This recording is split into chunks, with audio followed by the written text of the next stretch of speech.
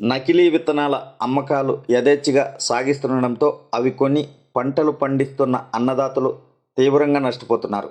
కడప జిల్లా బ్రహ్మంగారిమఠం మండలం టి సౌదరివారిపల్లి గ్రామంలో నకిలీ విత్తనాలతో వరి పంటలు వేసిన రైతులు పంటలు చేతికి రాక తీవ్రంగా నష్టపోయారు.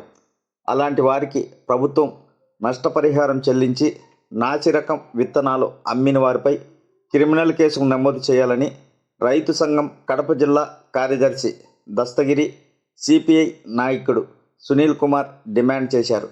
నాణ్యత లేని నాసిరకం వడ్లు వేయడంతో దాదాపు 200 ఎకరాలలో దిగుబడి రాక అన్నదాతలు అపారంగా నష్టపోయారని వారు వెల్లడించారు.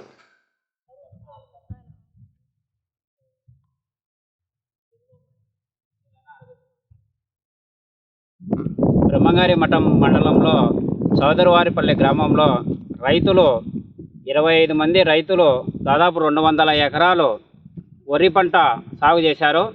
ఆ వరి పంట వేసిన 20 రోజులకే వెన్ను వచ్చిందని చెప్పి రైతులు తీవ్ర స్థాయిలో ఆవేదన వ్యక్తం చేస్తూ ఉన్నారు.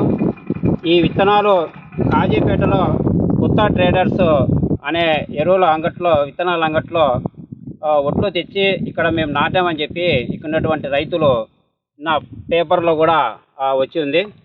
ఆరుగాలం కష్టపడి రైతులు ఎంతో ఖర్చులు పెట్టుబడి పెట్టి ఎకరాకు 30-40 వేల రూపాయలు ఇప్పటికే మేము ఖర్చు పెట్టి సాగు చేసి వరి నాటితే 20 రోజుల్లోనే వరి వెన్ను వచ్చిందని చెప్పి రైతులు చెప్తా ఉన్నారు.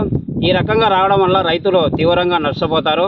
మామూలుగా వరి నాటిన తర్వాత 2 నెలల వరకు పుట్టదశకు వచ్చి తర్వాత వడ్లు వచ్చి పంట పండేది.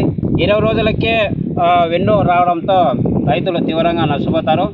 దీన్ని జిల్లా వ్యవసాయ శాఖ అధికారులు ఏవైతే నష్టమైనటువంటి రైతుల పంట పొలాలను పరిశీలన చేసి పర్యటనలు జరిపి రైతులకు న్యాయం చేయాలి.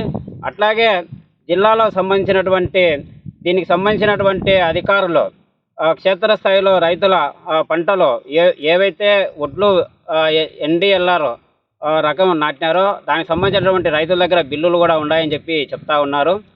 ఎరువులు ఏం వేసినారు, మందులు ఎట్లా కొట్టినారు, దానికి సంబంధించినటువంటి ల్యాబ్ సైంటిస్టులు ఈ పంట పొలాలను పరిశీలన చేసి రైతులకు ఇప్పుడైతే ఎకరాకు 30,000 రూపాయలు ఖర్చు పెట్టామని చెప్తున్నారు.